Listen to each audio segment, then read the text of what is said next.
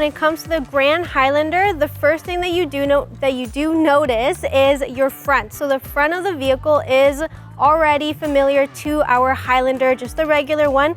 But the other thing too that we have noticed though is that even in around the headlights, it does kind of have the curvature of our RAV4, which is definitely nice considering that it's not too busy, not too boxy either.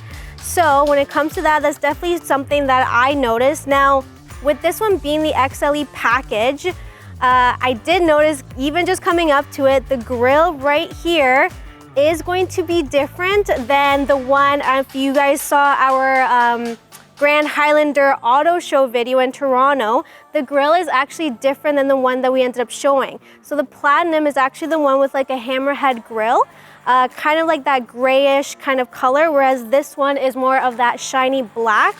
Not really with the hammerhead kind of pattern to it, but it does have like your inserts in here as well.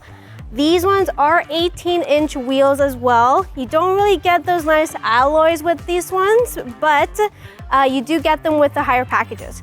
Once you actually get to the side of the vehicle, you can see how long she is and how bigger she is than the regular Highlander, which again is the whole point as to the Grand Highlander. Even the door itself, if we can kind of compare it to just your regular Highlander, is huge. She honestly feels a lot bigger. And then you do get more of that back as well. Even the mirror, or sorry, the window on the back is bigger, and you can see how big this vehicle is and how much more space and how much more room you're gonna be able to get out of this.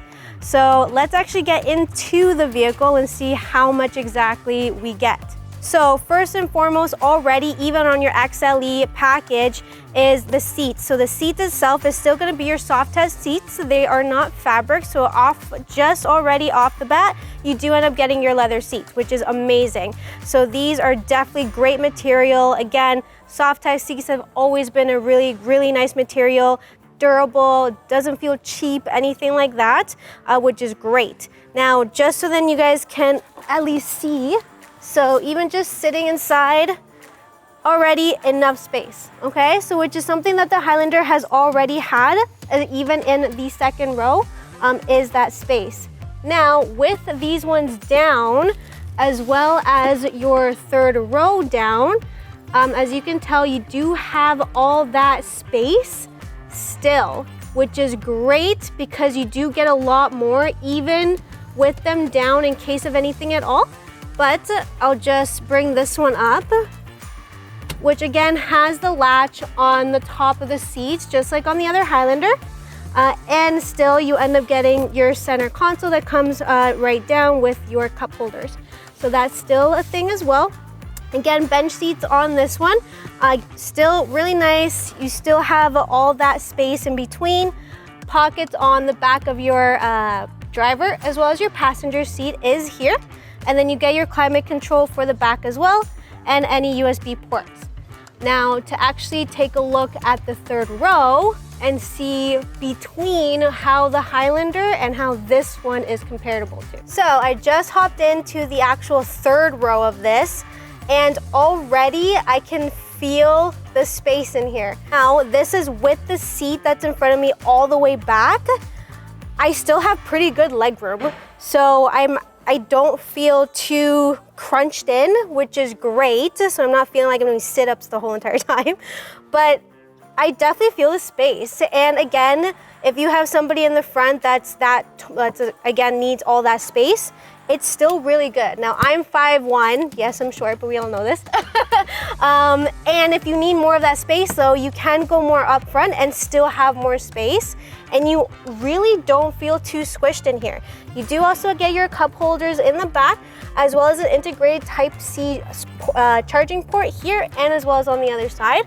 And then your vents over here, as well as the light. So that is definitely good to have, especially right there for you. So one thing I do want to show you guys though is the actual back of the cargo space, even with your seats down, with your seats up, kind of see how that goes. Okay, so coming to the back of the Grand Highlander, first and foremost, you do get your rear window wiper, which is definitely good that you still get that on the Grand Highlander. You end up getting your rear spoiler with your third brake light, and even with the taillights on the back, Another thing too is your black trim in the middle with, of course, your Toyota emblem and the Grand Highlander in white. Now with, again, even just your XLE package, you are still equipped with your power tailgate. Whereas even on Highlanders, you kind of have to go up packages or even with RAVs. So that is definitely nice, the fact that they did that even on a base package. So this is literally what your cargo space is going to be like if you do end up using it with your seat up. You have space, granted, still not a lot, but considering if you want to compare it to just a regular Highlander, it's honestly not bad. You do still get quite a bit.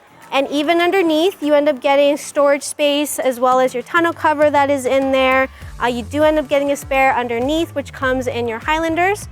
And of course, your wheel locks and your manuals in case of anything at all. You do end up getting, again, your speakers in here as well.